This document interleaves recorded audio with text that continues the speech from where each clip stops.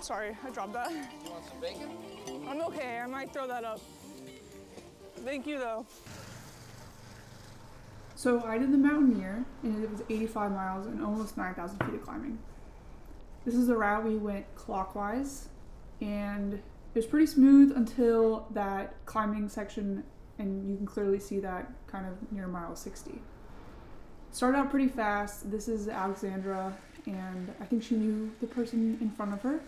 I didn't know at the time, but they were doing actually the 65 miler, and up this first climb right here, that little like shoot up right there, they went super fast, and so did the group that was with them. It was about 4 or 5 people in the front group, and then another 4 or 5 right behind them.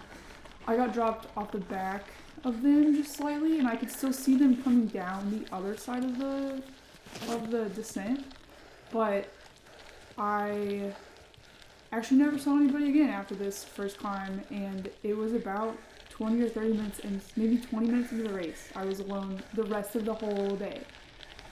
So that was a solo journey experience, but it was about 37 degrees when we started. So this is me taking off my gloves and just stuffing them into my jersey in the front. So kind of had like a Santa Claus look going on. This guy actually, I found out later, his bike shifter died, so he one-geared it for this entire race. And I think Will finished with him, which is pretty wild. But this is me coming to the top of that climb. This is a Virginia Tech guy. He must have flatted at some point. I never saw him again, so he either did like the 65 or couldn't fix his situation. This descent was actually so fun. I got like this really cool shot from one of the photographers at the event, really broadcasting my bike setup. And so I wanted to do a quick video about what I rode. So this is it. So this right here is my Haro Buzzard carbon bike, and I've been racing it all year. I've raced it at Unbound, Southern Cross Gravel, and I even did a 25-day bike packing trip with it. So very versatile bike. We're gonna walk through what I have on the bike just for a good time. When I got the bike, I changed some of the stuff that was on it originally. So now there's Shimano GRX mechanical on it. There's Easton cockpit with Easton carbon bars and an Easton stem. And then we have super awesome Gula wheel set. They're carbon, they're really light, kind of the prized possession on this bike. And I ran Maxxis receptors, which proved to be pretty slick for this race. Would not recommend doing that again. They're 40 millimeter tires, but with these wheels they measure about 42. And that's kind of the max that I can run on this bike with the back getting too close to the frame. I got my handy titanium bottle cages that I've had forever. Other cool stuff about this is I still have my number plate on from the race. I have an Easton seat post, a Sram 110 chainring.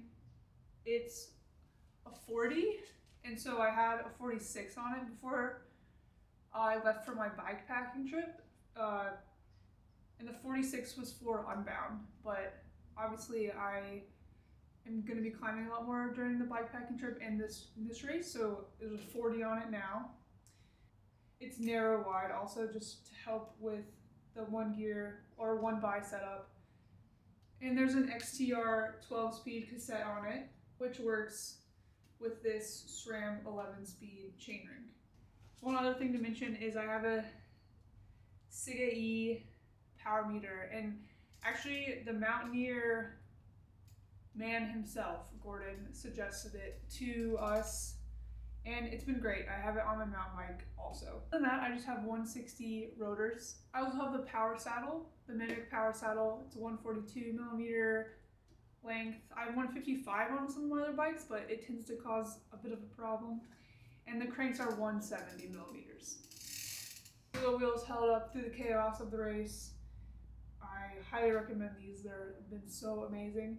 on all my bikes, my mountain bike, my road bike, and my gravel bike, which I put through a lot of agony. Some cool features about the bike. Little token right there. At the bottom of this little first descent, we got back onto a road section. It's pretty smooth, very enjoyable after getting absolutely blown on that climb. At this point, I'm still trying to catch up to the group in front of me. Like I said, I could see them going down that road section, or the gravel section. So I still had high hopes to catch up, especially because I felt like my descending was pretty good. Right here, I actually just passed a Mountaineer turn sign, and since I didn't pre-ride all of the course, I second-guessed myself, and I went back and went up this for a little while. I think it was only like 2 to 3 minutes that I was going up this, but I definitely went up it maybe too long before I realized I was like, this isn't the correct direction that I'm going.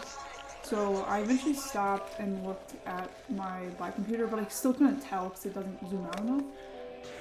So I just decided to turn down and start going the other direction, and then the map kind of shifted and went the correct way. But it was just highlighting the wrong way to go for some reason. This next part that I'm about to show you it was very like rolling gravel terrain, and I first started riding a lot of bikes in Knoxville, and it was kind of similar to the gravel riding out there that I've done, but I got to this next gravel section after this road section. Still haven't seen anybody. I saw people way in the distance that were jumping onto this gravel turn, but I never caught up to them. Me and Will actually, yes, I'm gonna keep saying me and Will, we pre-rode this gravel section, and we saw a black bear.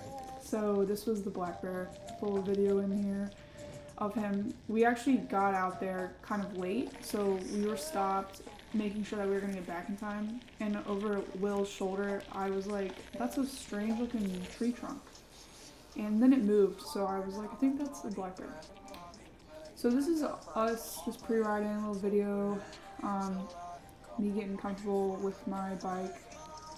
I definitely had slicker tires on than probably was ideal, but I've gotten pretty used to not being set up correctly. You know, what doesn't kill you makes you stronger. We actually stayed in a super nice cabin with some friends, really close by the start, like 20 minutes, maybe 10, 20 minutes. It was really beautiful, but it was pretty cold. So I wasn't expecting it to be this cold. I had a long sleeve on and then a jacket over it and a vest. So I ended up taking this jacket off, and you can see now I have these like white arm sleeves on. This was my grab I might throw that up. at the aid station. A ton of Oreos. No, I'm good. And this was into this like last long climb. And this was really where it starts getting super chunky. Unfortunately, I didn't have any more battery in my camera, but this was the top of the climb. It was really gorgeous. And before I got up there, I ran into some friends of mine that were doing the 65. By this point, I was like, I don't think I'm gonna catch anybody. Then kind of locked into this position. Got up there. The descent was so fun. It was very, very steep on the backside, but very open gravel road.